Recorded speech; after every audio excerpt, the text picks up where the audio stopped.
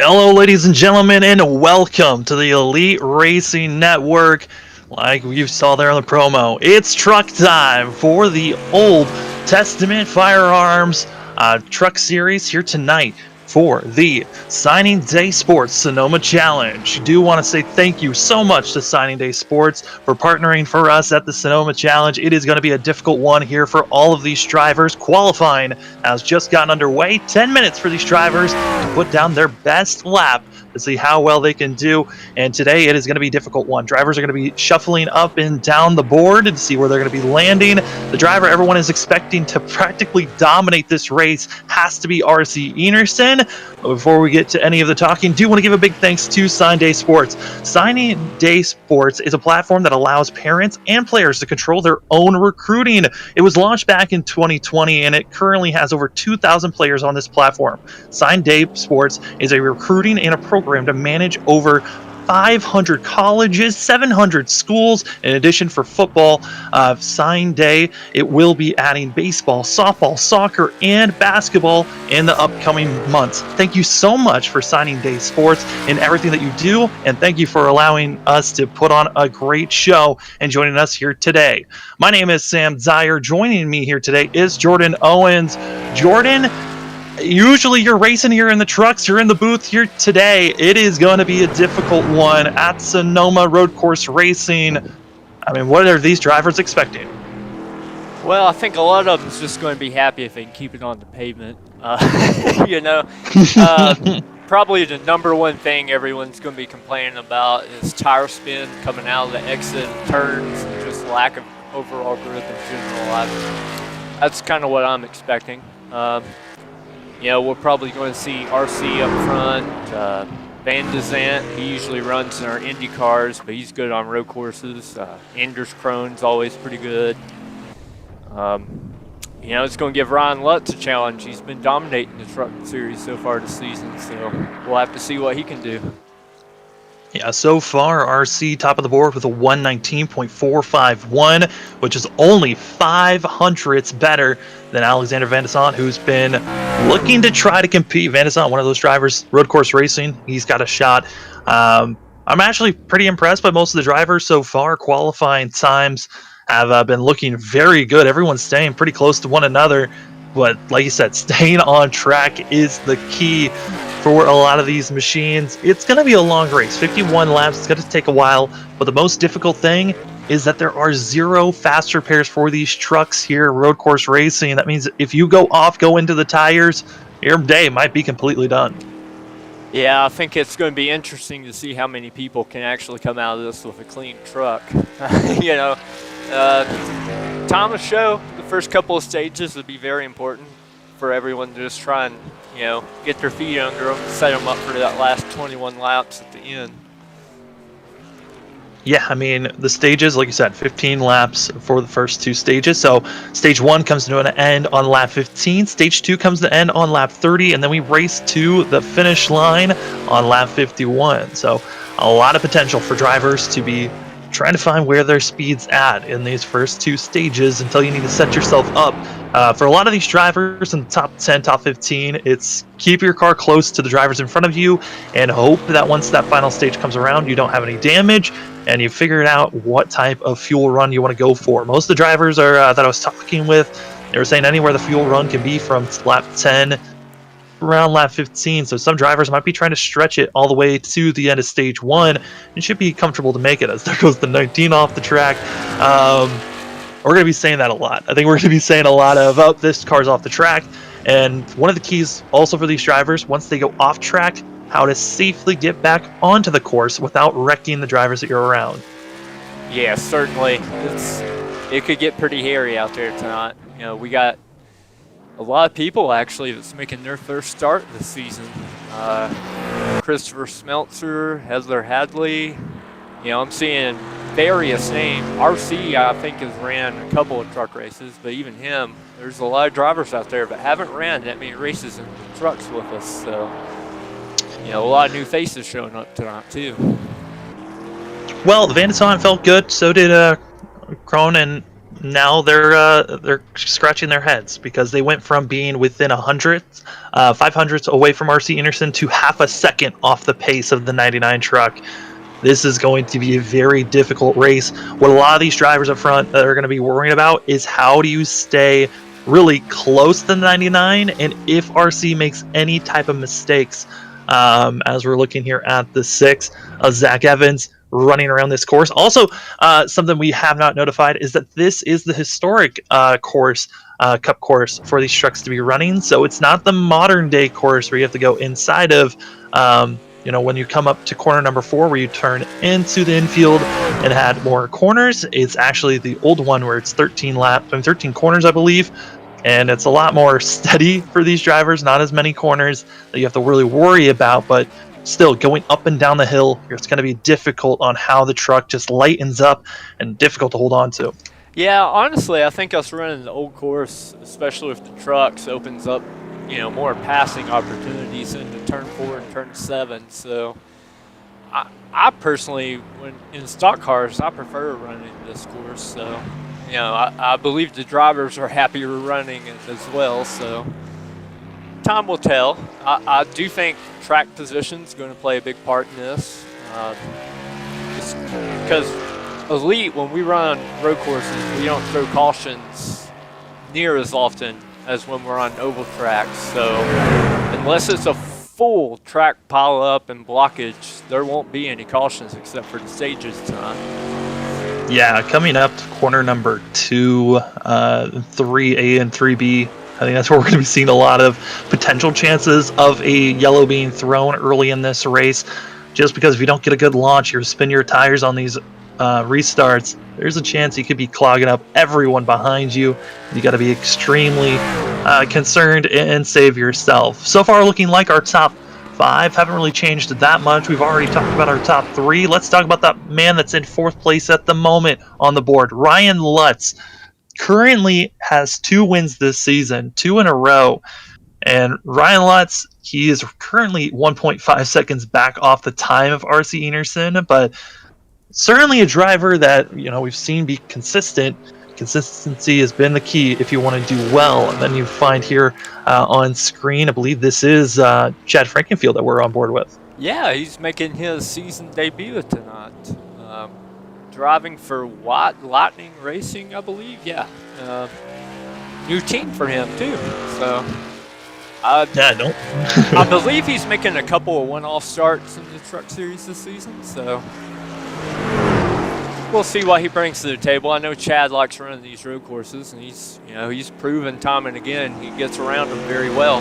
So he could be a major factor tonight.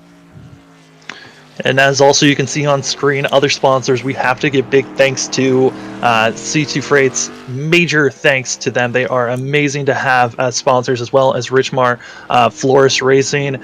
They are probably one of the biggest floristry companies that is wanting and has done such a great job of branching into the racing scene. And then our main sponsor of the Truck Series, Old Testament Firearms. Thank you so much for being our primary sponsor as qualifying comes to an end. To no one's surprise, it's RC Anderson, top of the board in that 99. Yeah, I believe qualifying went as expected. As here are your qualifying results and how they're going to be gridded up. RC Anderson as well as Crane going to be your top 2. Then you've got Alexander Van de Sant, Ryan Lutz, Chuck Sweeting, and then Chad Frankenfield. And you find yourself with 0-7 Apparel, as well as Dimantova in the 20 machine. Going to be doing a great job for those drivers. And then in 9th place, got Tate Lytle, as well as Andrew Rucker, and that is your top 10. Those drivers really going to be focusing to stay on course. Some other notable names throughout this field. You got Jeff Green, who's going to be in 12th place, another one of those drivers you really got to watch out for. Has done a great job at road courses before. But I think for everyone else in our 41 driver field that we have here today, it's stay on track and do not make any mistakes. It's going to be a difficult one, but certainly you can do it. It's going to be a long course here, 10 corners, almost 2 miles long, and it's going to be a difficult track here, Jordan. But I mean, it's going to be a fun one. It's 2 stages to worry about, and then we race to the end. Yeah, honestly, I think Sonoma produces some of the best road racing we have, especially on this old layout. So I'm really looking forward to it. I think they're going to put on a great show tonight. Excited to see how these drivers are going to be reacting as they're all girding up and getting ready to go. 41 drivers, hunting and hounding, have the best finish they can, and they've got to try to run down the 99 machine of RC Enerson as drivers are getting ready for this pace lap. Jordan, I mean, staying on track always is going to be the key, but what are some other keys about this track? I think with Sonoma especially, tire wear plays a major factor, and that had me looking at our grid here. One of the drivers in our series is well known for being able to tire save, is Chuck Sweeting. He's qualified pretty well near the front, and I believe this is one of those tracks that kind of plays into his strengths of being able to get the most out of his tires late in the run. So he may be someone to look out for too. Yeah, tires wise, drivers in total have 4 sets, the ones that they have on, and 3 in pit road to work with. So that means that you've got, enough tires. If you have to pit under green in stage 1 or 2, you can try to pit early and take a set of tires if you want, but it will hurt you later on. Or everyone is going to be taking a set at the end of both stage 1 and 2, and then have a set to work with once you make your green flag pit stop to finish out the race. It is going to be a wild race as they're coming down the hill through the S's here at Sonoma. This is a place that is very quick, and if you make any mistakes, you're going to find yourself sliding through this dirt for a while. Got to be careful to stay on course, and seeing drivers lifting off the gas and others trying to figure out how to maximize their speed coming down these corners. Yeah, it's going to be fun to see them get through the first couple corners here. Hopefully everyone can keep it on track, though. That is the goal. Pace truck pulls into pit road as drivers getting ready to go around here. Corner number 9, getting ready to rev up for 51 laps. Here, ladies and gentlemen, for the Signing Day Sports Sonoma Challenge, RC Enerson leads the way as green flag out in the air. There goes the 99 and the 03. Yeah, RC with a great jump on the start here. That's exactly why he wants to start this race. Everyone's going to be trying to stay neat and tidy. Don't want to make any big mistakes. And so far, everyone has gotten clear through the first couple of corners. But coming up through the hill, through corner number 3 here, drivers got to be careful. This is one of the more trickier corners of the whole entire race. Just the elevation change on how you need to go left and right, up and down the hill, and already a driver having issues. That's going to be Austin Beer in the 19, having major issues for himself going through the dirt, but able to stay on course in the top 15. Yeah, we're probably going to see a lot of that these first few laps as everyone kind of gets acclimated to the race. So far, so good here up front, though. Yeah, up front, a great job by RC Enerson, and 03 keeping it close as well, still within a half a second of our leader. And, expecting RC Enerson to have a great run for himself, but Shane Devontova, the 20 machine, goes off course while entering the S's, coming down the hill, and now has lost over 20 positions, it looks like, 18 to be exact. And the 20 machine went from inside the top 10 to now inside the top 30. Looks like he was able to escape with no damage, though. So, if there's one good thing you can say about it, is that he can still come back and build from that. Just an early setback. Yeah, comparatively, out of a 41 field that we have right now, I'm impressed on the fact that we've kept it as green and clean as we have. RC Enerson, though, had a little bit of a scuffle going into this corner right here, and yeah, he had a moment. Lost time. I was coming up through corner numbers 3 and 4, and coming through 4, just issues for himself. Now going to be passed here, possibly. Contact for our front 2, as they're still rubbing off one another. I don't think anyone expected there to be a green flag pass on RC tonight. No, it was almost a pass. Yeah. We got to give a shout out to Andrews, though. He's a winner in the Cup Series on a real course in the lead. So he knows how to get around these tracks, too. So he's no slouch.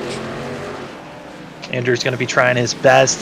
Kendall Noah player, the 94 machine, having issues at the S's as well, and he'll have to just come to a complete stop, let the whole entire field pass the 94, and then he can finally get back on course.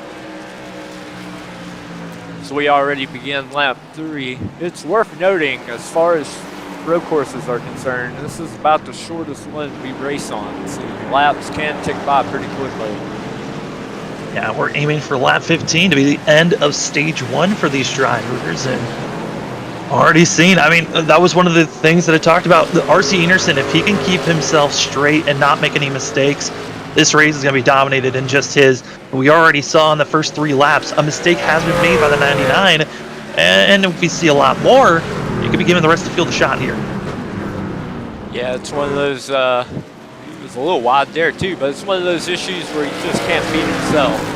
So, Anders is definitely pushing him though. It certainly is. We continue to battle along.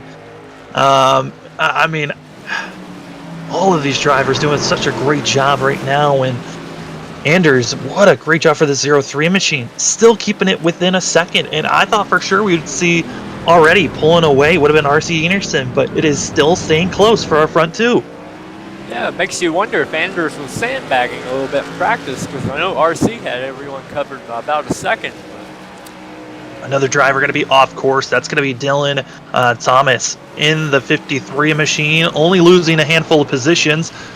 Driver that it has to come into pit road, Scott Crump. Believe this could have been a penalty now being served for making an illegal move under the restart, costing the 90 machine and having to come into pit lane.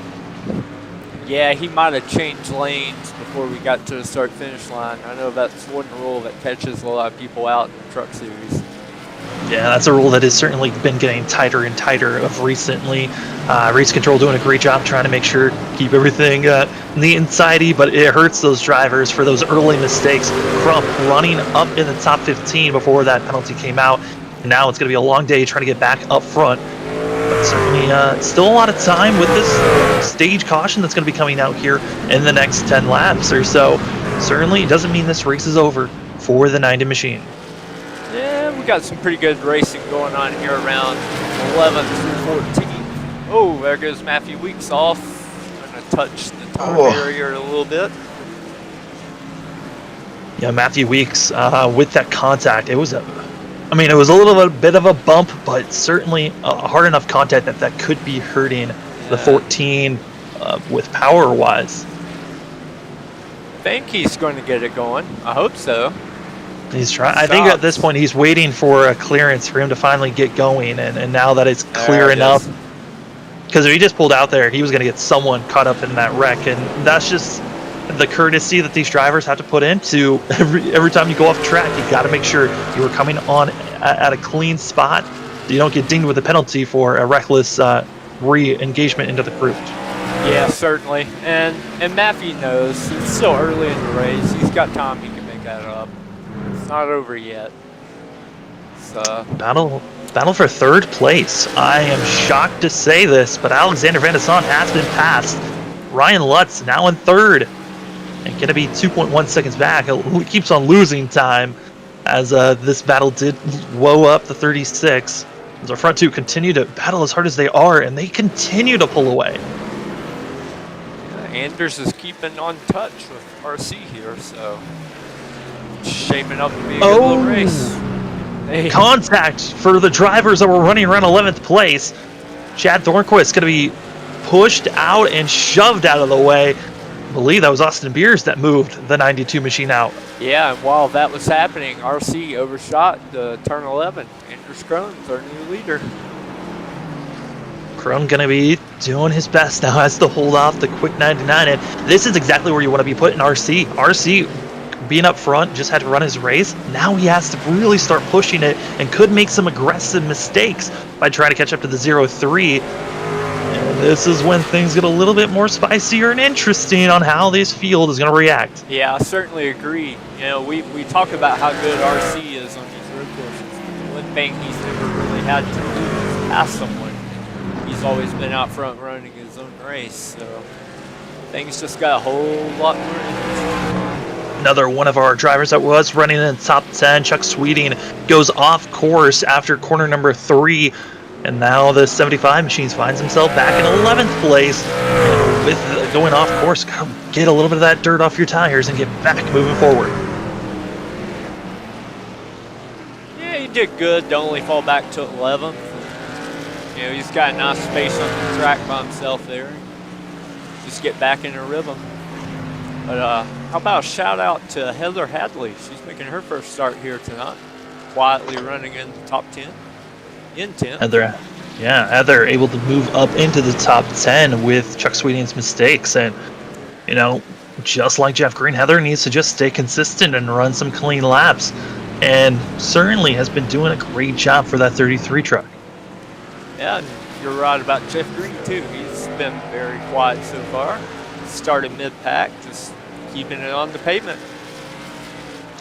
Yeah, I mean, for Heather, a great run. I mean, has started back in 17th place, moved up to 10th, some of our biggest movers at this moment. So great to see.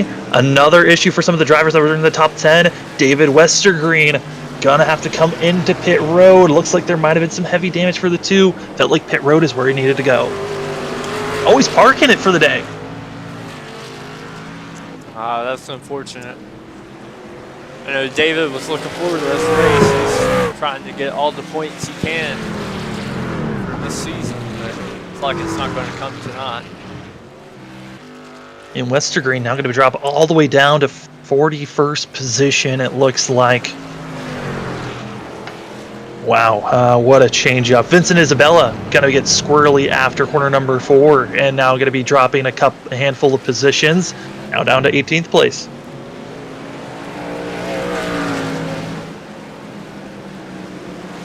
I feel like that's what road courses turn into, here, Jordan, is it's a lot of calling of this car is now off course. Yeah. Not a lot of this battling that's happening.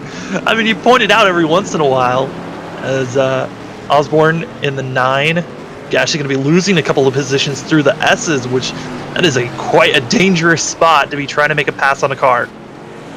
Yeah, I'm sitting here with the cameras, you know, trying to keep up with everyone going on track and off track, and it's just, I guess, where it's almost impossible once you get spread out.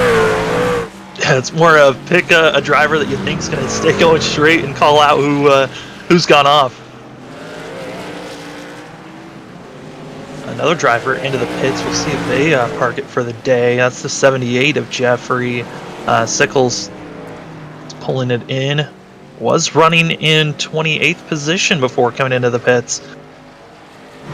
Looks like damage repair for the 78 machine.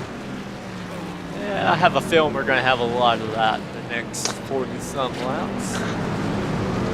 I mean, I'm surprised we haven't seen more of it. Yeah, that is I am something too. that... Yeah, we've seen drivers go off, but a lot of it's just been sliding through the dirt and getting it back straight. Not a lot of drivers absolutely bending it into tire barriers. We've seen a couple of those. Everyone's been pretty good. Yeah, I think you're right about the drivers showing a lot of respect for each other on these road courses, trying to give as much room as possible. We haven't really seen much beating thing yet, but I suspect that's going to change the closer we get to the finish of this thing. Oh, yeah. The 68 of Jared, now back in 35th position, was one of those drivers that had to be respectful for a moment after a spin coming out of turn number 4. So, was running. Off the track there. Oh, boy. Stay steady. They are all jumbled up right now. Yeah, one thing we haven't brought up yet, with this being a shorter road course, you know, the leaders can come in the lap traffic here. Throws another variable into it. Brody Moore still has not been able to get that car straight. He's just been sitting here waiting. Dylan Jones was able to get straight and moving. Another driver coming out of the hairpin. Tony Emerson, another driver that had issues. Chuck Sweeting's off once more. Same spot that we saw Moore have issues. Man, everyone is just struggling at this moment. Give a shout out here to Chris Smeltzer, making his series debut tonight. Quietly worked his way up to 14th. Got that nice, it's kind of like a Jeff Gordon throwback almost. Yeah, going, you know, I love whenever people try to go with the older schemes and freeway yeah, I love it, especially on the trucks. It just looks good. Another driver coming into the pits, trying to get repairs done. The 08 of Mark Killer was major front end and hood damage to the 08. It looks like he'll be in pit road for a very long time trying to get those repairs done. Back up front, Anders Krohn just seems to actually be pulling away from RC Anderson here. Yeah, it is now up to 1.5 seconds is the difference, and I think it's more of the fact that the 03 has been able to stay consistent for Anderson, and RC, he's made a couple of slip-ups here and there, and also feeling that pressure of I need to start moving forward and catch up to the 03, which might have cost them on some issues. More cars coming into the pits, running back in the 30th position. Tony Emerson is also coming into the pits, as well as Alec Balvance coming in, trying to get repairs done for their vehicles. Yeah, it could be a little bit of strategy too. Hit right now, if you can come out and stay on the lead lap, you can, you know, gain some spots there under the stage caution coming up. It is the goal. Hope that you have enough. The field has gotten really spread out though. Got 20th place is around a minute behind the leaders. Oh, Scott Grump on the entry of corner 11, getting out of sorts. And still having issues after getting out of the corner. Gets it going though. Oh, yeah. Scott's normally one of these guys we watch up front every week on the ovals, but doesn't seem to be getting along with the road course too well tonight. Absolutely not. It's just been such a difficult run at this moment, and certainly trying their best to keep it clean, and it's just difficult overall. And here's a look at someone who's been on the move, Hank Miller, trying to make a move on Shane here. Hank didn't qualify, so he started at the back of the field, worked his way up to 17. That is a great run for Hank. And Hank's one of those drivers that, he might not be showy and always leading every lap, but certainly a driver that always finds himself up in the top 10, top 5 by the end of the race. So great job for Hank so far, like you said. Has moved up to 17th place. Yeah, he's personally told me he's not a big fan of road courses, but the past couple of months, he's... no! Chris gets off, Hank checks up. Ah, goodness. Well... if you're going to have it happen to you, that's the best turn. Yeah. I mean, you got to be able to get around at least. I just gave him the commentator's curse. I was about to brag on him. It always, it just happens. You kind of have to just accept, hey, I'm going to curse you at some point. Well, for what it's worth, fans, Hank was actually a class winner in our 6-hour endurance race at Watkins Glen. So he knows what he's doing, turning right and left. Oh, yeah. He certainly does. Go back up front. RC's closed the gap a little bit. And now these drivers, they're going to be focusing on how do we get the best finish here for stage number 1. Top 10 get stage points, so you're trying your best. Jeff Green is going to be 10th, and he's going to be having a very good buffer between himself and Austin Beer. Heather able to move up past Jeff Green, now into 9th, so great run for herself. Some of the closest battles that's been going on track. I mean, Ryan Lutz and Alexander Van de Sant, they have been on each other's bumpers since the green flag has been waved, and I don't think they're ever going to let off. Yeah, Ron did really good to get by Alexander at the start of the race. And he's been fantastic in handling the pressure so far to see him 3rd place.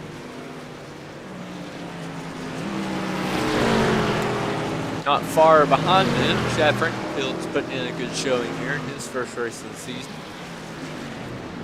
37 truck is off track back there. It's Kyle Walker. Drivers have just been notified pit road is closed. So if you were thinking about pitting early to try to get some type of advantage, your chances of doing so are now gone. Our leaders, they have to be nervous with this lap traffic as they're coming up to the end of stage 1. Oh boy, they're crossing their fingers hoping that no mistake happens. Now RC Enerson has a chance here, being close enough. They have to figure out how to get by the lap traffic, and RC Enerson has to figure out how to get close there to Anders. Yeah, this is going to be a very interesting couple of laps here. We've got a bunch of guys that do not want to go lap down. Zach Evans, Matthew Weeks right there in front of us. Just broke into our top 30. Our leaders have done so on lapping vehicles, and we're expecting a lot of, right now, Scott Haney would get the lucky dog at the moment. Matthew Weeks, like you said, he's hoping not to go a lap down, but he's got to worry about Crone, and Crone is doing a great job in that 0-3, has been cutting his way through traffic. Traffic has easily been getting out of the way, and just like that, Weeks goes high. No, that's Evans, excuse me, that goes high and going to be giving time. Oh, RC hard onto the gas, get a little bit loose, trying to get back there on the 0-3's bumper. Yeah, you can tell all these guys want fresh tires right now. Everyone's sliding off the corners. Matthew Weeks is going to do everything he can to stay on the lead lap here. He's got major points implications here. He's one of our front runners in the series. And right now, Weeks continues to try to defend his spot. And now, the question, will RC just send it? And, both of these drivers up front, both Crone and Enerson, they have done a great job staying up front, pulling away from the rest of the field. They got to make sure not to wreck each other coming in. This is the white flag of stage number 1. You want to keep yourself clean and green moving forward. Another driver going off track, that's going to be Tyler Dixon, but that is extremely off course. No one really has to worry about it. But through the S's, oh no! It's spinning out Weeks, and here comes Enerson on the inside, trying to make the pass as they're going to be bumping off of one another, and Weeks is not happy. Yeah, it looks like Chris Meltzer got a little sideways there in front of him, and Weeks checked up. Anders Crone just, he didn't see it, just kept going and got into Weeks.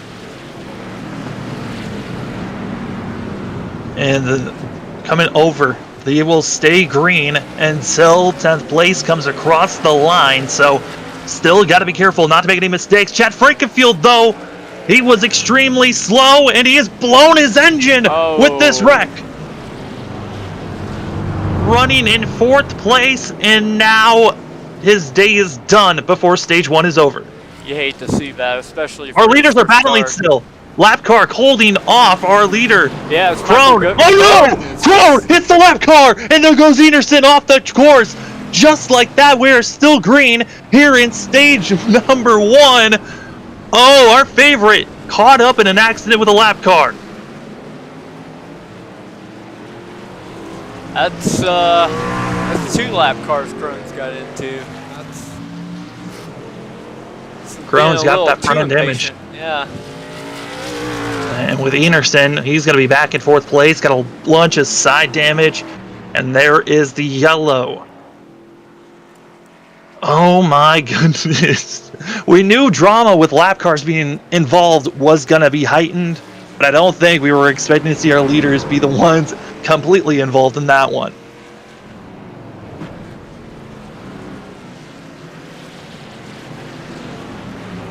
Well, Jordan, stage 1 comes to an end. What were some of your thoughts for stage 1? Well, I thought it was very clean until it wasn't. Those last couple of laps was a little crazy. Oh, yeah. I don't know if Anders is just being impatient or, who knows. I just felt like he was a little over-exuberant in a couple of moves there. Oh, certainly. But it could have worked out in his favor. I mean, we'll have to see how much damage RC has here. Oh my goodness, with surprise, Chad Frankenfield, who was running in our top 5, saw it, a bunch of plume of smoke, thought it was an engine blown up.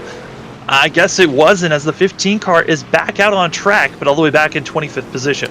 See, that's interesting, because normally when you see smoke, it's at least a 31-minute required repair, so Chad might have got lucky here.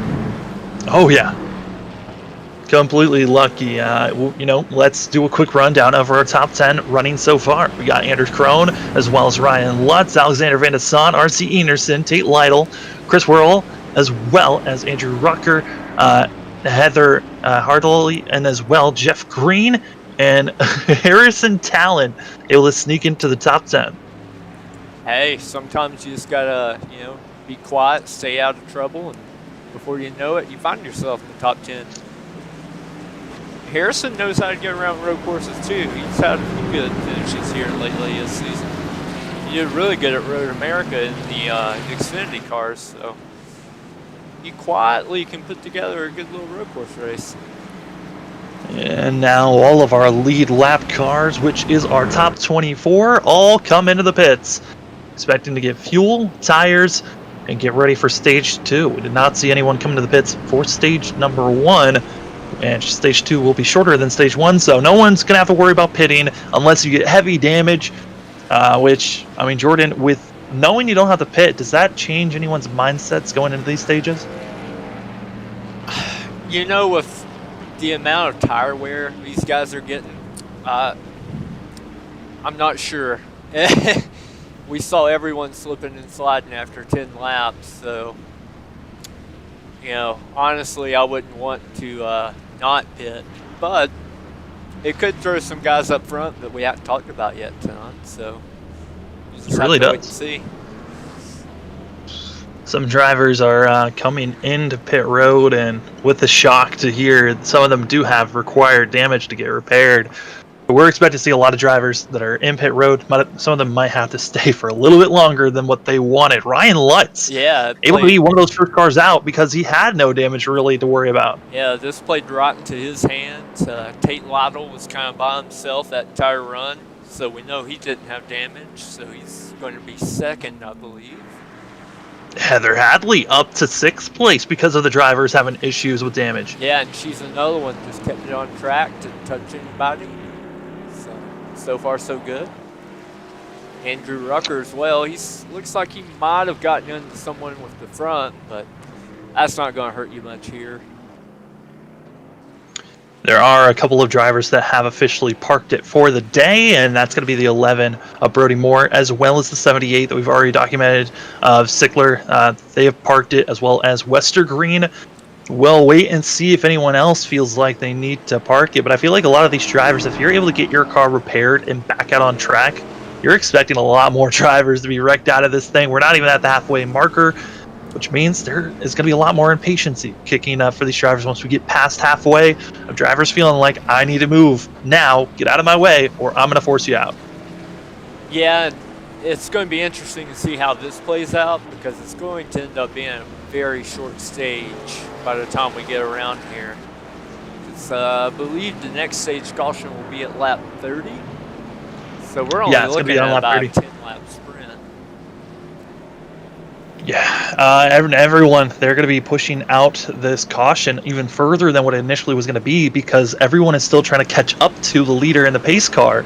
So everybody's trying to catch up. 4th place just caught up to the pace car, so this is going to take a while. Drivers are certainly going to have a while to go, but as we're waiting for stage 2 to get going once again, major thank you to our race sponsor here today of Sign Day Sports and for our Sonoma Challenge. Sign Day Sports is a platform that allows parents and players to control their own recruiting. It was launched back last year in 2020 and currently has 20,000 players on the platform. Sunday Sports is for the recruiting and the program management by over 500 colleges, 700 high schools, and in addition to football, Sunday Sports will be adding baseball, softball, soccer, and basketball that will be coming here in the coming months. It allows you to really, for these players that are coming through, and especially with how the pandemic has changed recruiting wise, how some players weren't able to really show their potential. This is a great way to really show your potential to all of the scouts on how to get yourself from high school to the college level or college level to the professional level. And while the drivers are pacing, we'll take a moment to throw it over to Richmar, and we'll be back in just a moment. Richmar Florist makes every day a special day, from weddings and large events to that little something for any occasion. Richmar Florist has the perfect floral expression, and they're open online 24/7 at richmarflorist.com. Everywhere, every day. Richmar's 2 retail locations offer a fantastic selection of floral creations, gifts, and home decor. Book your free consultation in our showroom for your special event needs, and visit us online at richmarflorist.com today.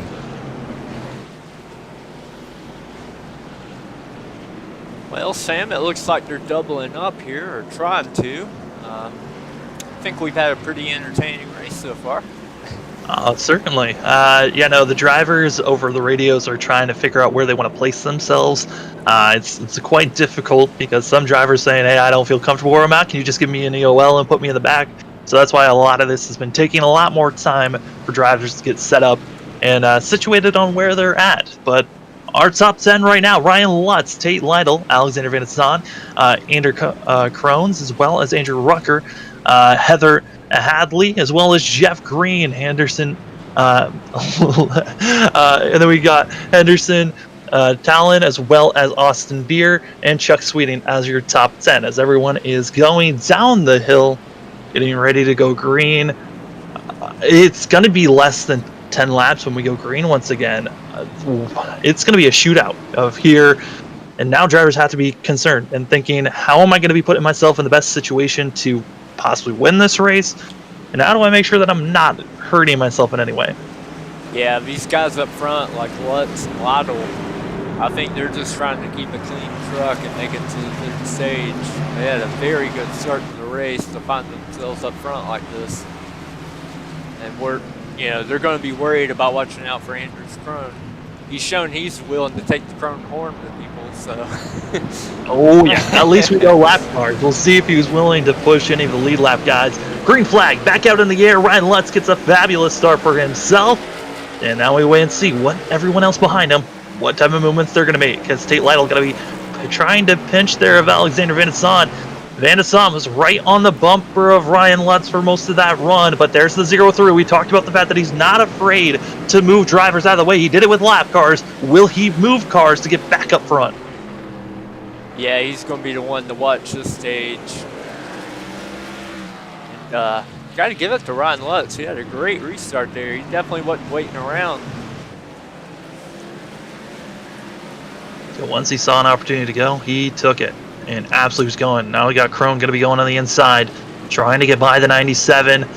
Gets a good launch, and now going to be moving himself into third place as they're still a little bit side by side, but finally gets clear as they enter the S's.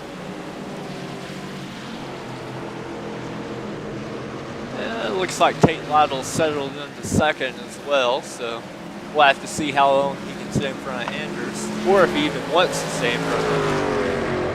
Yeah, I mean, that's the real thing. They do. Oh, man.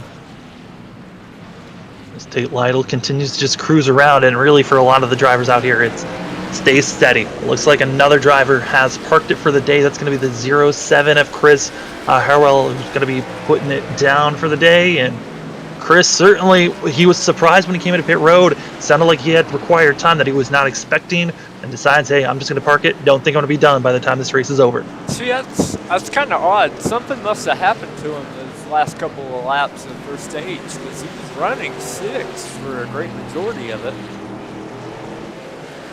I mean, those last couple of laps, though, I mean, there was so much lap traffic. Easily could have made contact with someone that, with the new iRacing damage models, it has caused drivers that when you make certain contacts with them, it's going to hurt you drastically. Yeah, we definitely kind of missed it. For a second. And, yeah, I got to give it to Anders Crone. That was a good pass on Tate Lytle there.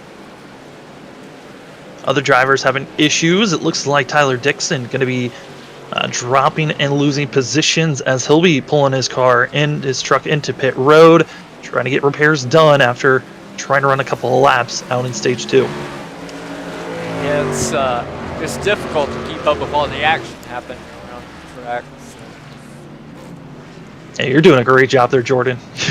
I'm trying. It's hard. Road course racing is probably one of the hardest production jobs to do because of how massive the tracks are and the fact that everyone is everywhere. Couldn't be more right.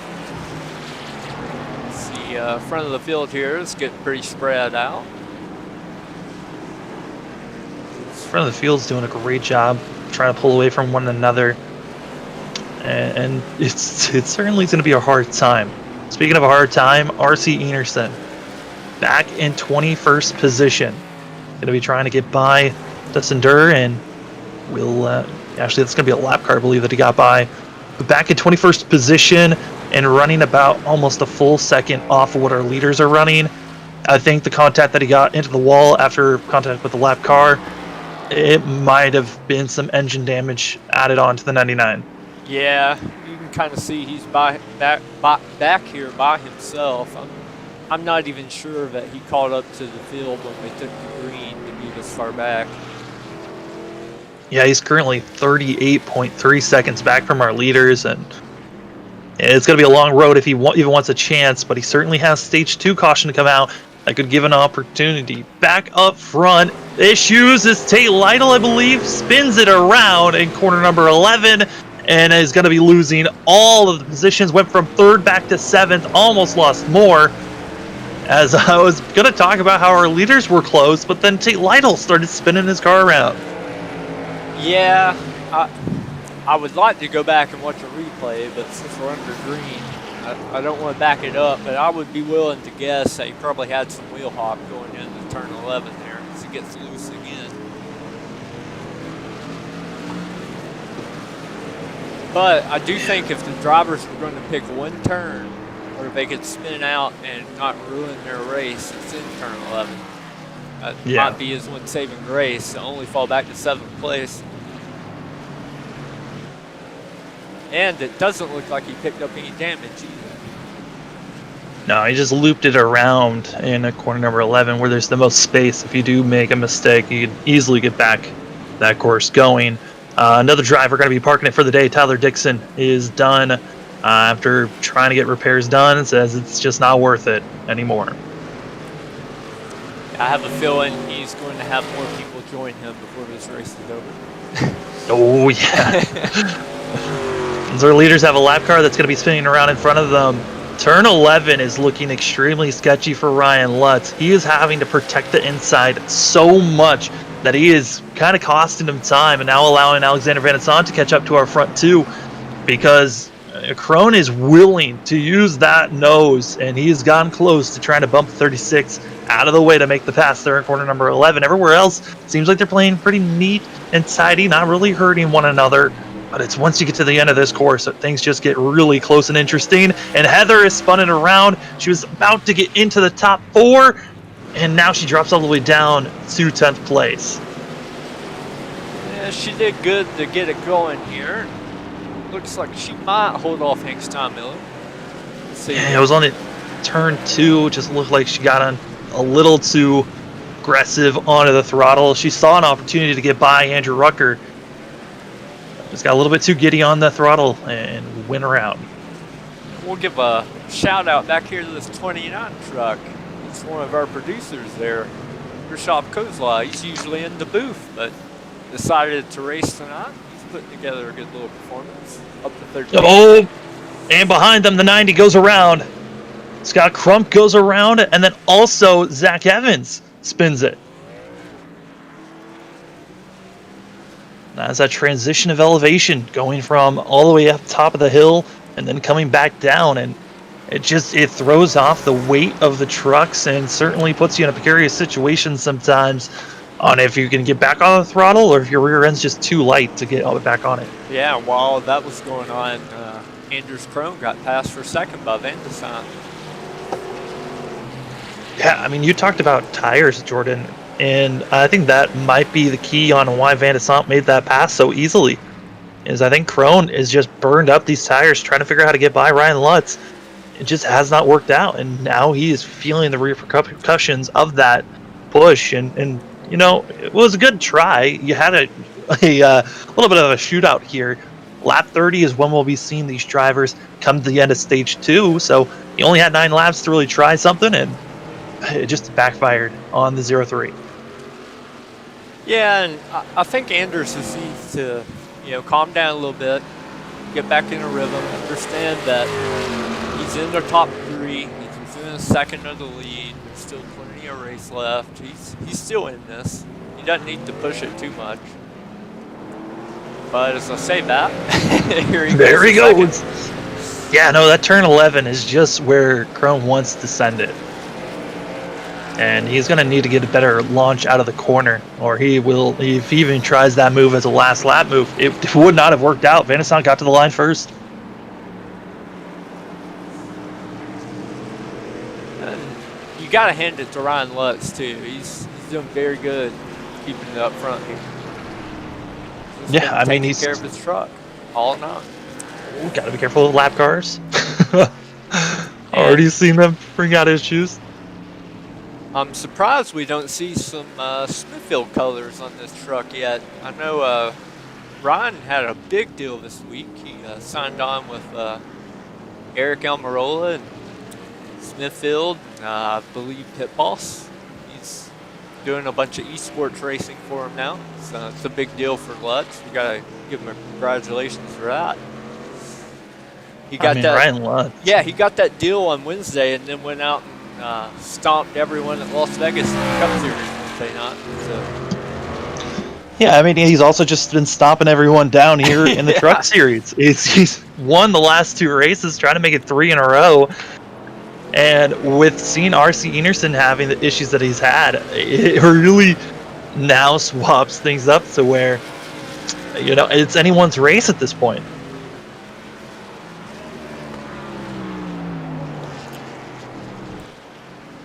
So we got the top 3 within 2 seconds of each other, and Andrew Rucker is, he's kind of been quiet tonight, up to 4th, but he's a little over 10 seconds back.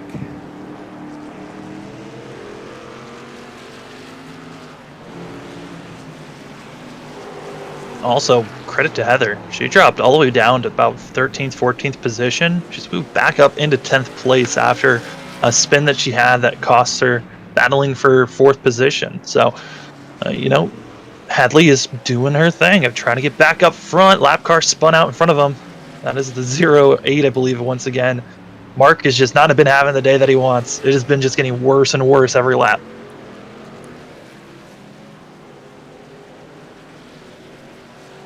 Yeah, I think a lot of drivers are going to be happy to see this caution coming up. Yeah, even some of the admins are just like, what lap are we on again? Because it's getting close. And it's all about once, our 10th place crosses the line at the finish of lap 30, at the end of lap 30, that's when the yellow will fly. So right now that would be Heather in the 33 machine, 10th place. But we saw at the end of stage 1, we saw about 4 drivers that were inside the top 10 all have issues in the final 2 laps of stage 1.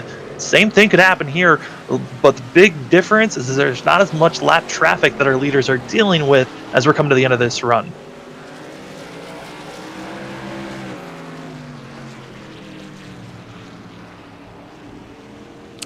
Yeah, the top 3, they continue to pull away here. We got about a 13-second gap back to Andrew Rucker in 4th. And give a call out to Chuck Sweeting here. He's rebounded pretty well to find himself in 5th. Yeah, Chuck Sweeting, that first stage was rough for the 75. He spun off course 2 or 3 times. I think the furthest down he was maybe around 20th, 21st position. Now he's made his way back into the top 5. Great rebound for himself. And here's Chad Turnquist. He's in 7th. Putting together a good race. He's a pretty good little road racer as well. Another one of those drivers that we've seen get spun around and recovered nicely. Stage 2 has been really not as brutal as stage 1 was for a lot of these guys. I think it's because they recognized it's gonna, we got to be patient on how we're gonna be taking on stage 2, and make sure that we got a truck that is there for the end of this race. Stage 1 was a dogfight to see and kind of test the waters on how good everyone was. Stage 2 was kind of a passive road for most of the field, and now we're gonna get things very hot and heavy once we get to race to the end. Chad Frankenfield, though, another issue for the 15, and he's back in pit road. Yeah, this just isn't turning out to be the race that Chad was expecting. I don't think any of us expected this. I was expecting him to be up here battling with these guys for the win. It's turned out to not be his time. No, I think he's one of those drivers we're expecting to be a top 10 contender, and now looking at his race, running in 32nd position, still trying to get repairs done on that truck. Not the day that he was hoping for. Ryan Lutz, though, heavily pressured. Van de Sant tried to give a shove to the 36 as they are now banging off of one another as Van de Sant gets shoved into the infield, and here comes Krohn on the middle, splitting both drivers, and now trying to go for the inside. Ryan Lutz, that contact could hurt the 36 moving forward. We've already seen Krohn willing to use his bumper. Van de Sant gave a shot at the 36. We'll see if the 03 wants to give it a try, as they are right on top of one another. Yeah, they know they got about 20 more seconds to figure this thing out before the caution comes out, too. Oh boy, that battle for 10th place was crazy to see. Around 11th on back, we might be able to see under caution, but everyone was just full throttle through corner number 11 and almost running through everyone. Yeah, I believe the caution should be out any moment now. It did come out. Okay. Jeff Green going to be at 10th place position, and Jeff Green once again able to be in the top 10 late in the run. Hadley able to move up to 9th place. Yeah, she Talon recovered up to quite 8th. well. Oh yeah. We'll do a quick rundown of our top 10. Getting bonus points here today: Ryan Lutz, Krohns, Van de Sant, Rucker, Sweeting, Lytle, as well as Thornquist, Talon, Hadley, Green, and that is your top 10. Man, that was a dogfight that they had from about 12th on back when they were coming around corner number 11 right before the yellow came out. Yeah, that stage was a little more calm than the first one. So. Yeah, I mean it was calm for the first about 7 laps of that stage. The final 2 or 3, everything started to pick up because everyone realized, it's time to go. Yeah, I think you have a combination of people realizing they need to go, but not having the tires to actually go. It just causes a lot of chaos. A lot of chaos. But just for comparison's sake, top 10 was separated by a minute in the first stage, but only about 28 seconds that time.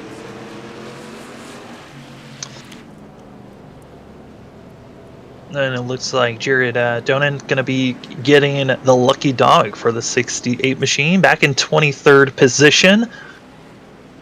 Had to go back and get repairs done on the end of stage 1. See if that 98 needs to get repairs once again, but will be the last car on the lead lap after getting the lucky dog position. And this is probably going to be another one of those longer waits, but we wait for these drivers going to pit road and see what service gets to be made. We saw in that first stage, drivers really lost a lot of ground trying to get themselves repaired because of a lot of damage. I'm wondering, Ryan Lutz and Van de Sant, they made contact. We've seen Krohns have a lot of damage as well. How much damage to repair are they willing to do as all the trucks coming into pit lane? Yeah, we'll have to see who wins the race off pit road here, because, I think someone like Lutz, he's not going to want to take any damage repairs. You'll want to keep that lead. I mean, that's the juggling match that you got to do, though, is pick and choosing. Do you feel like this damage is hurting me on the long run? Do I need to come in? And also, with the drivers driving to the end, we might see some green flag pit stops here, which is going to be something fun to watch as trucks easily get into their pit stalls for our top 3. Wait to see who stays out stays a little bit longer. After 14 seconds into pit road, we'll see who's taking damage repair and who's not. Ryan Lutz immediately out, taking no damage repair. Cone's going to be out as well. It's Van Assant that decided to go with damage repair for the 97, and that's going to cost him a position as Chuck Sweeting up to third.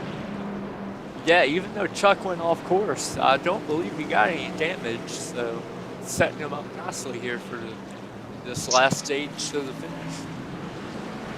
And now everyone's going to rescatter and put themselves in different spots. Jeff Green had one of the fastest stops besides Ryan Lutz, able to move up 2 positions up to 8th place. Great time for himself. But Jordan, I don't remember. Do we have any other commercials that we can send out or not? Yeah, actually, Elite here, we like to promote some other leagues that we work with, so we're going to throw it up to Erska here. Erska will be running at Bristol tomorrow night, right after the Elite race. We're going to take a break, and we'll be back here in a few moments.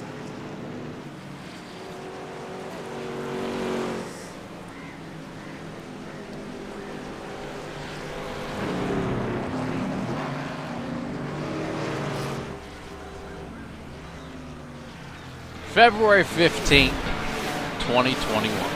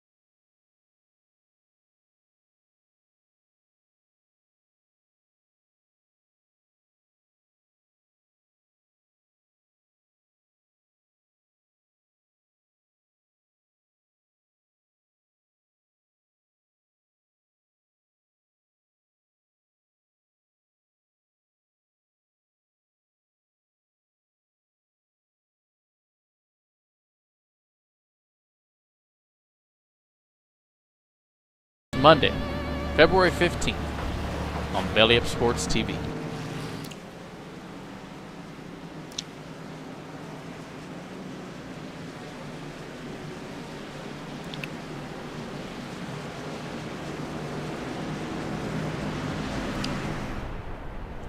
All right, so we come back. Looks like the field's going to be coming around probably to get the one to go this time by. We're waiting to see. Also, race control. They're trying to make sure everyone is together before we get things going. Disappointment, though, for one of the drivers running in the top 25, Andrew Rucker, who was running, I believe, in 23rd position, has parked it for the day. Too much damage to be repaired for the 64 machine, who was up front for a little bit of this race, was in the top 5 for a stint there, and once came into the pits, it seemed like issues that were not foreseen popped up, and now going to be hurting the 64. That's going to have to rebound next week. But yeah, Jordan, truck lights are off. We're going this time by. Yeah, it's going to be interesting to see how this plays out, since we're only going to have 15 laps here to the finish. I'd say Andrew Scrun's going to want to be getting that lead as quickly as he can.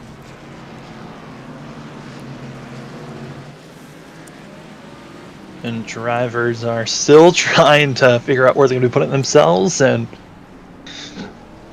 we'll see if possibly we're going to be going this time by. There's a chance that race admins could be putting another lap on this caution, just because there still is a lot of confusion for the drivers on where to place themselves.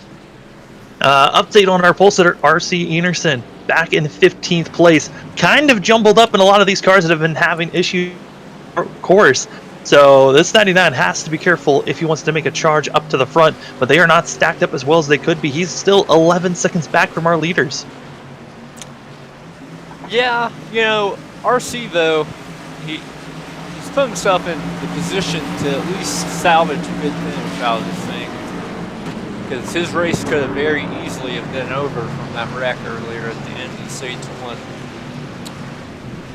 And just to let the audience know, Pace Truck is pulling off, but there has been a call by race control. They are going to be keeping the drivers at 55 miles per hour. They're going to do a manual restart. They're going to go around the whole entire course, and then they'll get back to going green this next time by. Yeah, I think that's the right call too. We saw guys like Zach Evans there. He had just got by them. He was going to have to hustle just to, even get half the way around the track. So that's a good call by race control. Give everyone a chance to make sure they're in the right position. Yeah, and there's still a lot of drivers trying to clarify, hey, where am I supposed to be? Just because of how spread out everyone gets and how difficult it is to get around this course under pacing sometimes to make passes when you're supposed to get as quick in front of someone as fast as possible. Confusion will pop up for some of these drivers, but for us right now, we've got a total of 21 drivers on the lead lap, which I'm surprised. Yes, that is about half of our field now a lap down, but I thought it'd be more already. Yeah, to be honest, I was sort of expecting more as well. I feel like everyone kind of got settled in that second stage. Even though we had drivers going off track, it was a little more clean than that first stage was. So hopefully we can have some great racing here to finish this one off. All right, update on the drivers. They have gotten stacked up. They're staying 2x2, which now keeps RC Anderson now less than 5 seconds away from our leaders. So still in a chance, but it's going to be difficult with everyone stacked up side by side when we go green once again. We're going through the S's here, getting to corner number 11. These drivers are going to have to figure out when they're going to take off. And, with there not being an iRacing green flag that pops up for everyone, wondering if there's going to be a countdown or just, hey, go once you see the restart zone. Yeah, I have a feeling Lutz is probably going to take off as quickly as he can here. And who can blame him? Get out front, try and get a little bit of a gap, some separation. Oh, yeah. We'll see if Anders can time it right and keep up with him here. Ryan Lutz, Anders Cohn, Chuck Sweeting, Alexander Van Asson, and Chad Thornquist. We are green once again. We're racing to the end. No more stages. We raced to lap 51, as now we've completed lap 36, started lap 37, and coming up the hill, Ryan Lutz and others following suit. Chuck Sweeting doing a great job right now, holding off in third place. But Alexander Van Asson's going to be trying to make this pass very quickly. We had some checkups here. I think Lionel got spun around. He was battling for 5th position. Thornquist got into him, and away he went. And apologies, fans. It seems I missed Tate spinning. I was busy trying to follow up on Vincent Isabella spinning. There's a lot of people going around. It's okay. It's early in the race, but already the pass for the lead has happened. As looks like Crown going to be able to make the pass. Ryan Lutz drops to second place. Chuck Sweeting, you talked about him earlier on, one of the drivers that's able to save his tires. But to save your tires, you got to stay on course. That's been a struggle in stage 1. Stage 2, the 75 stayed on course, and now in third place. Update on drivers so far. It looks like D. Mantova has parked it for the day, as well as Barber is going to be parking it as well. Both those drivers, we're hoping for better days, and they'll be finishing back in around the top 30 position. Yeah, and this race is far from over. I know Anders just set the fastest lap, but things we got to look out for. We've noticed in these last 2 stages here that he seems to burn his tires up a little more quickly than the rest of these guys up front. So it could still fall back into the hands of Ryan Lutz or Chuck Sweeting. Yeah, but I think it's just because, Krohn was so aggressive. I mean, Anders Krohn was just trying to get by Ryan Lutz, so much. That's why he was burning up those tires. He now, I think he could just run his own race and not feel too pressured. Lutz has been able to make has been able to stay in second place for now. Expecting to see Diamantova. You hate to see that for the 20 machine that was looking good early on in this race. He's now out in 26th. Another car going to be spinning around. Chuck Sweeting, I talked about how he just needs to stay on course. Was not able to through the S's and drops all the way down to 15th place. Yeah, I saw him going down the timing screen. I was afraid something bad had happened. It's like he's able to get going, though.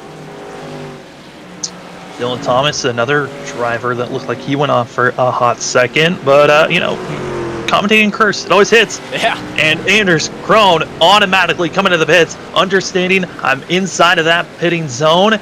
It's time to pit now and early so that he can just worry about traffic later on. And here we're looking at RC Anderson. It looks like he got some more damage from the restart there, but he's managed to work his way up to 6th place, so he could still be a player in this thing at the end of it. Well, I need to go back and see what exactly happened to Krones, because he just drove through his pit box, didn't even try to pit at all. Maybe he got shoved into pit road. I will take a look back to see what happened. Oh no, I think it might have been a penalty that was given to the 03, and so he had to come to pit road. Yeah, it could have just been a pass-through. Well, he went from the lead and all the way down to 13th place, and RC Enerson battling with Jeff Green. Nope, Jeff Green spun it around and continues to drop now down to 10th place. Through the S is able to get back on track, will be in 13th place. RC Enerson is now going to be catching up to Hadley.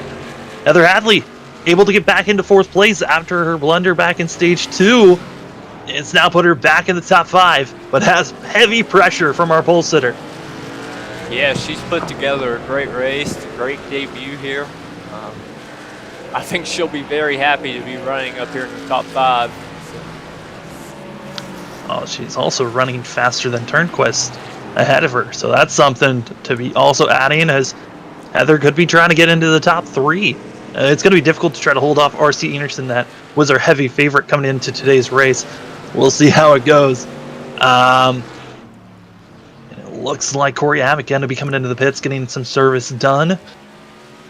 A lot of discussions on with the penalties being served because of, with it being a manual caution and restart for these drivers, they've got to be worrying about penalties that might have been served up, as here comes Hadley trying to make this pass here for 3rd place.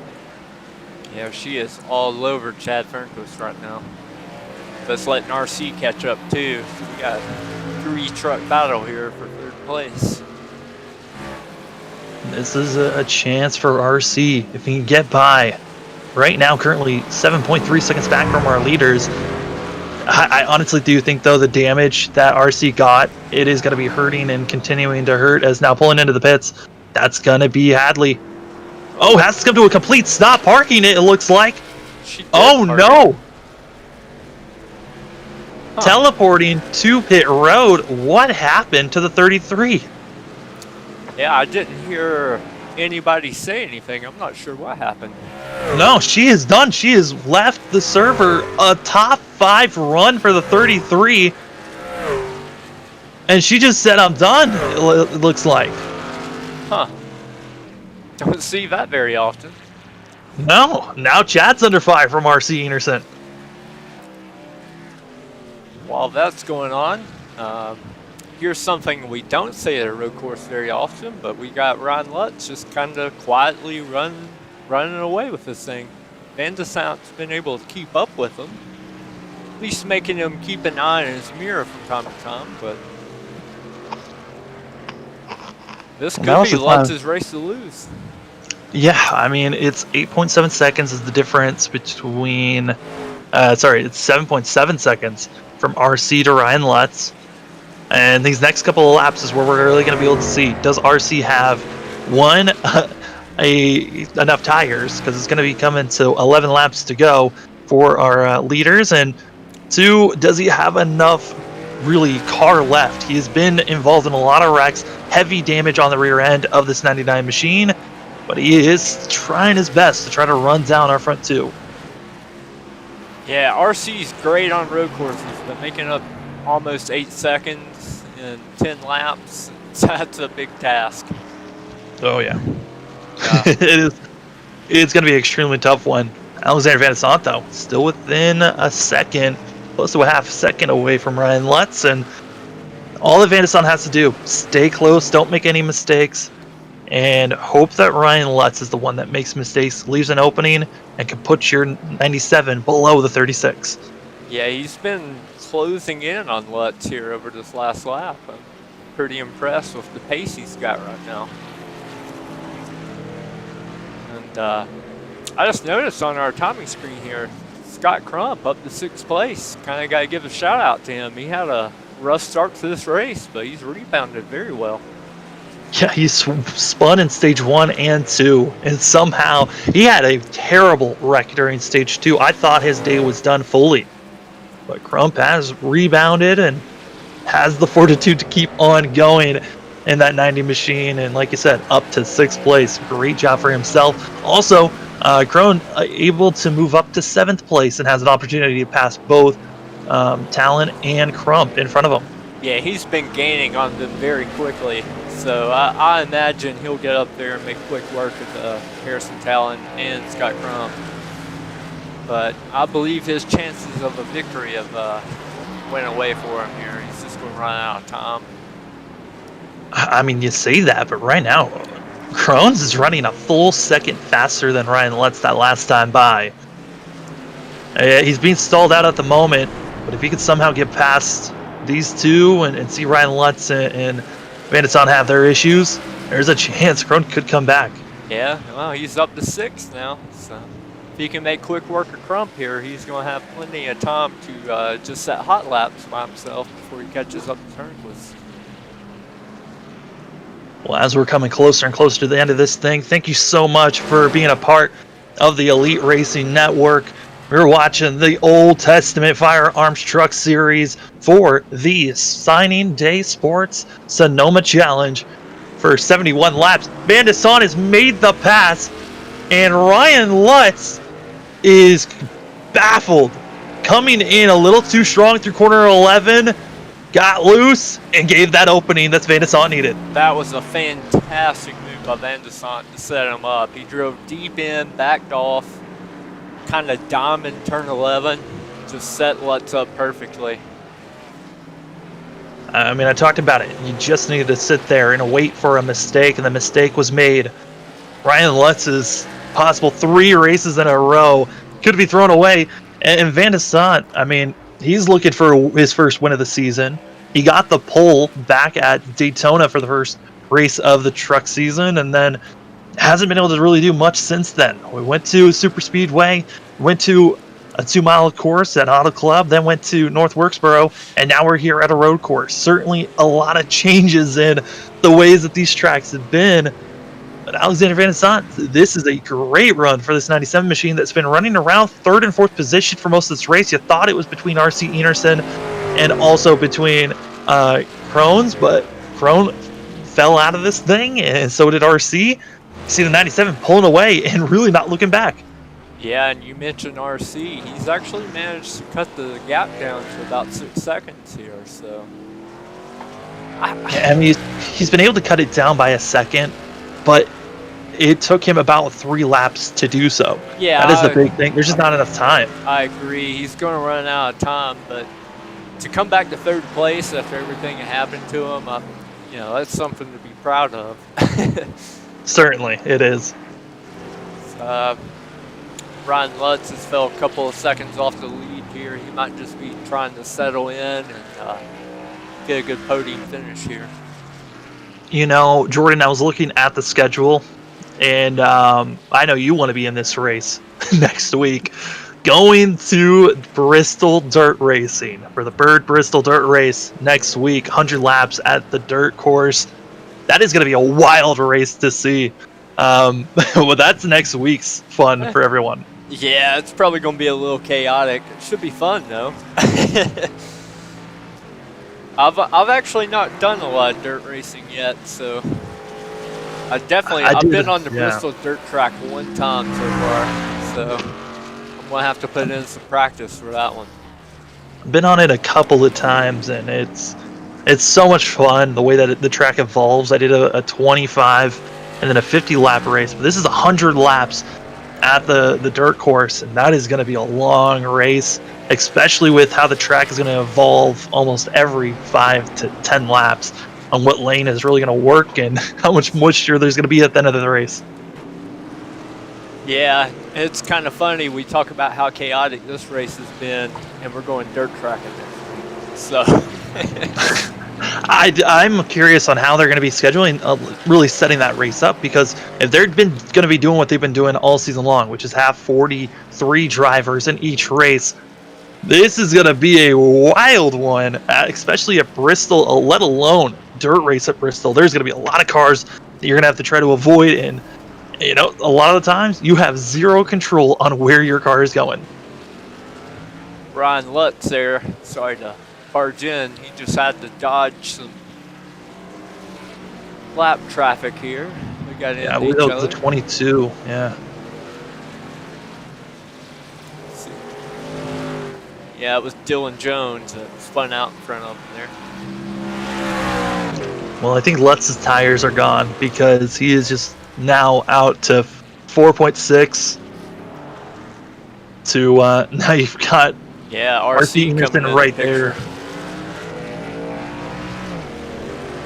But to go back to the Bristol dirt track, I know Race Control hadn't made any official changes yet, but there is the possibility that they could step in and limit the field count next week. So Do a bunch of heat races, try to figure out where you're going to place cars for the 100-lap featured event. yeah, You know, RC is catching up to Ryan Lutz. Another driver that has been catching up, that's the battle for 4th place.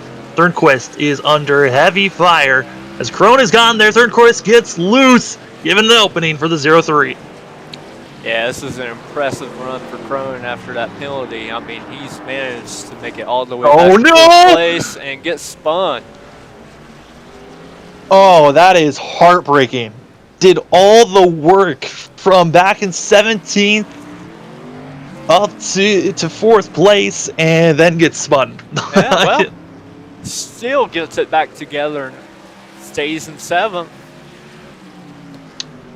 Yeah, not a lot of love has been given to Krone after that. No. Spin. A lot of the drivers were like, well, you've been doing that to lap cars all race, and I'm like, yeah, fair enough. I mean, you know, sometimes when you're being aggressive early on, it comes back to bite you in the end. Yeah, and But, I man, just gave him the real-time commentator's curse right there, too. I feel like we've done that a couple times. We talked about a driver, and they've gotten spun around at some point. But man, the best recovery of the race so far. I know that there's still 4 laps to go, but Scott Crump, I know. he's up to 4th place. How is the 90 there? He has gone off track, gone into the wall multiple times, and somehow finds himself in 4th. It's very impressive. It's going to feel like a win to him if he's able to hold on to this thing. Top 3, really not surprised by it. I mean, I thought maybe, you know, Krone would be up there, but Alexander Van de Sant, Ryan Lutz. Ryan Lutz is probably the biggest surprise of all of them. Hank Steinmiller, one of the drivers we were talking about, who seems to be consistent at the end of these races. He'll be going around back in 15th place, not losing any positions because everyone's kind of so spread out. There's some no man land spots where people aren't too concerned. But Jordan, if you want to see a train of cars, 9th place on back. You've got 4 cars that are just staying in line, and it's making me nervous. Yeah, especially with only 4 laps to go. It's going to get pretty wild here. RC might still have a chance to sneak 2nd away from Lutz here. The last time by was 2/10 quicker. Again, 2/10 quicker. And with it being 3 laps to go and only being 6/10 ahead, RC, the timing fits to where he should be able to get by Ryan Lutz. But the question is, will Lutz give him any space to do so? We've already seen Lutz being very aggressive on trying to protect the inside lane in corner number 11. And really the goal is just to stay calm right now. He's already lost 2/10. RC is gaining closer and closer. Probably next lap is when RC is going to pounce and try to make this move before they get to the lap cars. Yeah, it's impressive to see the pace RC has with that much damage on his truck as well. Yeah, both of them. I mean, it's Lutz beat has a little up. bit of front end as well. It now makes you think, what would have RC have done if he was not caught up in that wreck with a lap left in stage 1? Would he have dominated most of this race? Oh, there's that block. Ryan Lutz trying to get as low as possible, and he's going to put RC into the barrier. And oh my goodness, both drivers, heavy contact, but it's going to be RC that takes the brunt of it, hitting the tires. Honestly, that could have been way bigger. They're both lucky to escape that and still hold their positions. I mean, you saw Ryan Lutz. He pushed and then saw the tires, moved away. RC had nowhere to go. I'm surprised RC's engine isn't completely blown up after that contact, and he still is pushing hard, keeping it close. 2 laps to go for RC Enerson. Alexander Van Desan, he is pulling away. It is 8.5 seconds, the difference between the battle we're seeing right now and to our leader. The only couple of battles that there are is the battle for 6th place. Talon under fire from Tate Lytle. Lytle had a couple of spins, now going to be trying to make that pass there. But this battle for 2nd place, will RC use the front bumper to try to get that 36 out of the way when we get down to corner number 11 now? Yeah, we'll follow him down to S's here. Van He's not Desan close has an enough now. 8-second lead, so we'll come back to him here for the finish. Oh man, RC's just not close enough. He needs to get a little bit closer if he wants a chance. And that was a great run out of 8B. I mean, out of 10B, excuse me. Here they come into corner number 11. On the outside, RC's trying to diamond it to get a better launch out of the corner. And he closed in the gap, but was not able to make the pass. Yeah, it was good defending by Ryan Lutz there as they come around and take the white flag. White flag in the air, and disappointment for Chuck Sweeting, as it looks like disconnection on the white flag for the 75. He moved up to 13th place and now continues to drop down. You hate to see it. Alexander Van Desan, though, he does not have a clean race. He's got 3 lap cars to try to figure out. Most likely we'll just follow them and hope that they don't wreck. But Yeah. this is a precarious spot.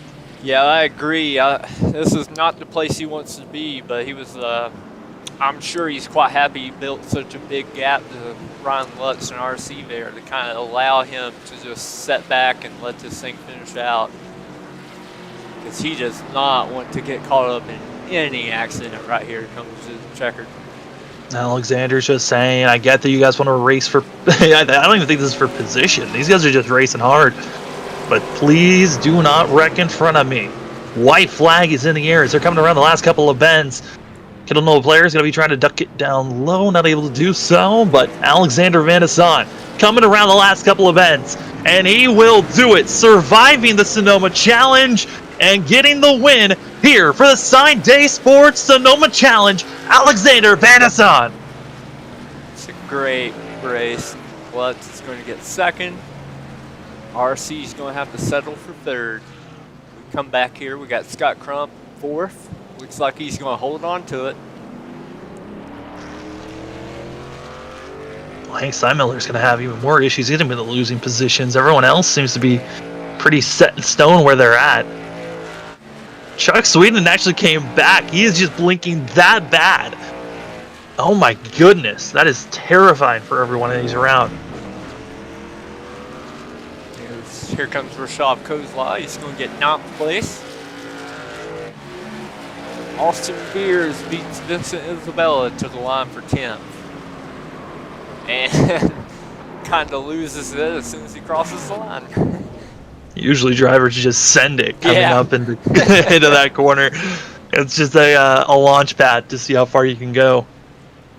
We'll let drivers get across the line here. We'll show you the results here. Oh my goodness, it looks like Hank Steinmiller, again, still having more issues, losing another position. As they'll finally come out into 15th place.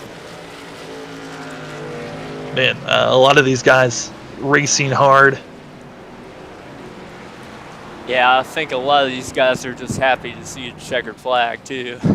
Oh yeah, he wanted this race to be done. I think a lot of them were just after the end of stage one. They're just like, we gotta race more of this, because of how chaotic the end of that became, and you knew it was gonna get scrappy there at the end. But it's Alexander Van de Sant that's gonna be getting the win. Ryan Lutz in second place. RC Anderson in third.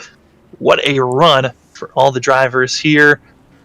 As we continue to do the rundown, Scott Crump, Anders Krohn, as well as Tate Lytle, Harrison Talon, Chad Thornquist, as well as Rishal Koslaw, and Austin Beer, your top 10.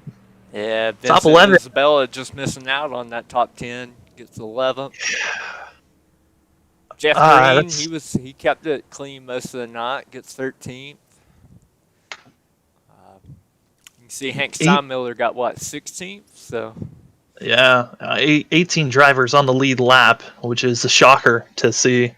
Everyone else from 19th on back really struggled at times. Some drivers, they thought they were going to have great runs. Others had to park it early. There's your top 30. Kiddo Noah Blair, I'm surprised. He was involved in so many wrecks, finishing in 25th place. Great run for the 94. And the rest of the field as we go down, a disappointment for some of these drivers here. I mean, you got Chad Frankenfield and some others. Yeah, Andrew Rucker was up front there for a while. And all of these drivers actually didn't make it to the finish. And there's the rest of the field. Yeah, and Davey Westergreen going to be the last car that started the race. Sam Smith and Cooper Johnson did not even get to on the track. So that is your final of unofficial results of this race, as we will try to get our top 3 up in the booth, give them a little bit of a time to talk and decompress from this race. It certainly was a battle for a lot of them, and what a challenge it was for these guys.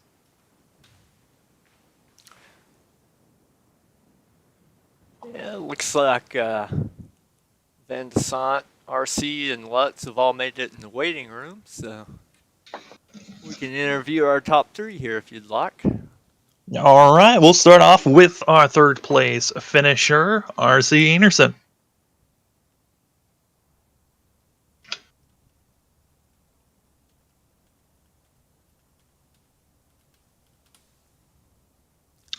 RC, it's Sam and Jordan up in the booth. You got us? Yes, I do. Ah, man, what a battle that today was for you. We all thought you were the favorite to win this race. It turned out that both you and Crone were going to be duking it out for that first stage, and then some lap traffic changed things up. How was that transition from the end of stage 1 to the whole entire race? Yeah, to be honest, I think we should have called it as in on a gentleman's rule, the second you cross it for the stage, because we technically finished the stage, but we had to wait for 10th place to cross before they would throw the yellow. So I think if we would have done more of a gentleman's type thing and not been trying to get runs on each other after the stage already ended, I think we would have been in a lot better shape, even just starting P2 for the next one. But obviously lap traffic, and we were trying to get greedy there at the end. That's what made that happen. But it was fine. I got the pits, about 2 minutes of repairs, got down to about 40 seconds, so I was running the rest of the race with a lot of damage. Yeah, I mean, we could see visually how damaged your truck was, but you did a great job cutting through traffic. Were there moments where you were kind of concerned on how well you were going to be cutting through traffic with the damage that you had left?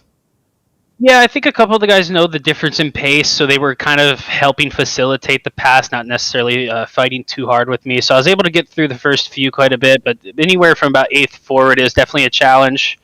I got lucky with a couple people getting penalties for lane changes and stuff like that, so that helped a lot. But again, at the end there, I know me and Lutz, we like to go at it pretty good, and I basically scratched the paint off trying to get into his bumper on the last lap there. Yeah, no, that coming into corner number 11, it was crazy to see. Jordan, you got a question? No. Actually, I don't. RC, I thought you had a great comeback there, so it was pretty good to get a podium out of it. Yeah, quite honestly, I'm surprised I didn't get the meatball flag with how much damage I had after I hit the tire barrier there with me and Lutz. I was kind of worried. Oh, yeah, we were shocked up here. I thought for sure your engine was going to blow up after that contact, but then you just kept on chugging along like nothing happened. It was a shocker to us as well. Well, RC, before we let you go, the floor is yours for any shout-outs. Yeah, but even though that Ford is basically ready for the junkyard now, just like thank Luke Sosco Racing, obviously Chad, who helps, who runs this league, and I have so much fun doing these, and the competition's really fierce, and I really enjoy doing this stuff when I'm not busy with the actual racing. So just thank you guys up here in the booth, and thank you to Elite and all the sponsors for Elite. I hope they keep doing this for many, many years. Well, congratulations on a third place run there, RC, and good luck next week. And if you can, give Lutz a hard time. Oh, always. Speaking of Ryan Lutz, we're going to be bringing in the 36 up into the booth. Ryan, it's Sam and Jordan up in the booth. You got us? Yes, sir. Well, Ryan, you looked good for stage 2. You really had a great run. You had a lot of battles. The final stage of this race, yeah, you really were duking it out with, Alexander, and then late there you had to really hold off RC. How was that battle with RC there at the end? Pretty good. Me and RC run with a lot of respect, and we run pretty hard, just like me and Fody. So it always makes for great racing. But yeah, we had a good truck in stage 1 and 2, and then Crone just drives with no respect and just absolutely bulldozed through the right side of us, and we had no drive after that. So I knew we were just holding on and just waiting for Van Sant to come, and he was better than us when I got that damage. So we were lucky to finish P2, and overall just another good points day. Were you surprised at all on how RC was still able to run after going into the tires there late in that race? Yeah, RC, dude, he's a tank in these road courses, man. If he's got 4 minutes of damage, he's still going to be in win contention. It's just he's got a knack for these road courses, just like Van Sant. That's so good. It's for me. I was a third place truck tonight, and we won a stage. We finished third in the first stage, and we finished second in the race. So it's just to hang in there and keep be patient, keep it on the racetrack, keep all 4 tires on the road, and just have another good points day. And that's just exactly what we did. Jordan, you got any questions? No.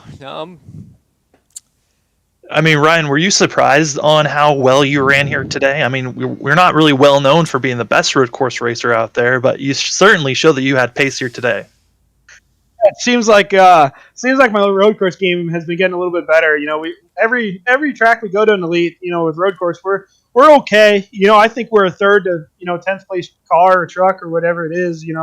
And we don't really have that winning speed that those guys have. We're usually like a half a second off, but to stay in there, you just make no mistakes. Don't make any bonehead moves. Just keep run your race. Every race has been awesome road race for us. We score a lot of points, and just we always come away with a good finish. So pretty happy to come home second today. Now, Ryan, usually when we go to short tracks, you are the favorite for a lot of guys out there. What are your thoughts now going to Dirt Bristol next week? Oh, it's definitely going to be a crazy one for sure. I love Bristol. I love whether it's asphalt or dirt. I think I've been doing some dirt stuff lately. I think we've been a little bit better. It's going to be a wild one for sure. I think we'll have some dirt hitters out here that will come and play with us next Sunday, and it's also my birthday next Sunday, so hopefully we'll have a good run. Well, happy early birthday there, Ryan. Before we let you go, the floor is yours for any shout-outs. You, Sam, you, Jordan, you guys do an awesome broadcast.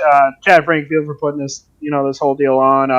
Old Testament Firearms, Mrs. Goody's Goody, Michael Goodman, Spotter Wilkes.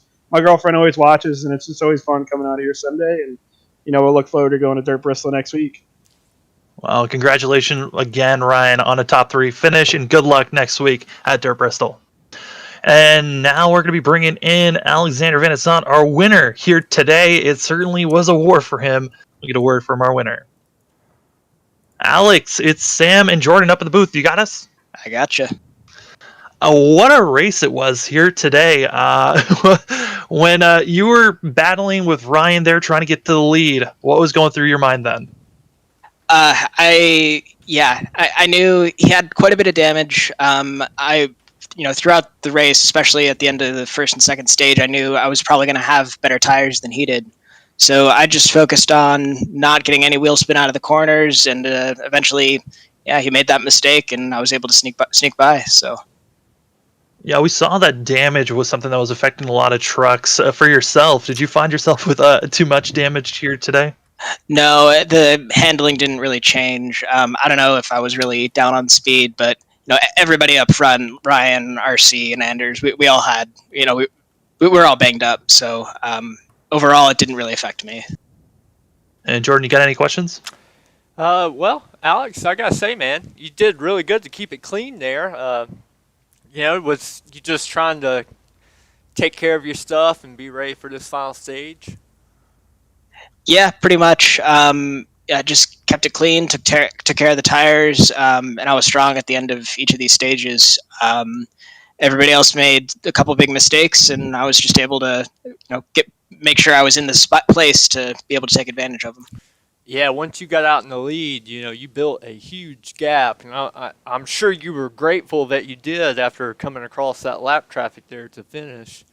Yeah, I really did want to take it easy. I didn't want to take too many risks at that point. If I needed to, I could have gotten around them though. Well, Alex, I asked this with Ryan earlier. What are your thoughts going to Dirt Bristol next week? I know a lot of people have been trying to test it out. I know I've seen you race Indy cars, stock cars. How are you feeling about going to Dirt, though? I have very little clue what I'm doing. I started on Dirt like in the rookies 2 weeks ago, and now I've started with the limited late model this week. So, it's going to be. I'll have to learn a lot very quickly, but we'll see what happens. It certainly is going to be a crazy one next week. But Alex, congratulations on your win. Before we let you go, though, the floor is yours for any shout-outs. Yeah, big shout out to the series sponsor, Old Testament Firearms, as well as I don't run any liveries or sponsors for this league, but lmcgear.com, Race First, they both support me a ton, as well as Happy Trails Chili. Well, Alex, congratulations on your win, and good luck next week. Hopefully you survive it. Thanks, guys. Well, Jordan, as we're coming to a close, what are some of your final thoughts here today? Well, I think we got a lot of drivers that were happy to get this race over with, but I also think we saw some really impressive drives by a number of guys to get themselves up in the top 10 that are just going to be ecstatic with the finish they got. Scott Crump, Harrison Talon, Bischoff Kozla, Austin Beers sneaking out of top 10. I think we saw a great race even with all of the off-track excursions we had. Yeah, it certainly was a full, eventful day from start to finish for a lot of these drivers, and those that were able to come back and really redeem themselves at the end. It was a great job for themselves. But for tonight, congratulations to Alexander Van de Sant for getting the win here and surviving the carnage that was this Signing Day Sports Sonoma Challenge. Certainly was a challenge itself. Wanted to give a big thanks to all of our sponsors, primary sponsor, Old Testament Firearms, as well as C2 Freight Resourcing, Inc., and also for Richmar Flores Racing for helping so much in all the ways that you guys are helping us sponsored wise. And again, huge thanks for Signing Day Sports. For those that are looking to be recruited, it's a great way to find yourself and recruit yourself to others. Jordan, it was a great time. Thanks for letting me be in the booth here tonight, and cannot wait to see the madness that is going to be next week at Dirt Bristol. For us here tonight, though, have a great rest of your nights. Have a great week and more racing action throughout the week here on the Elite Racing Network. Have a great rest.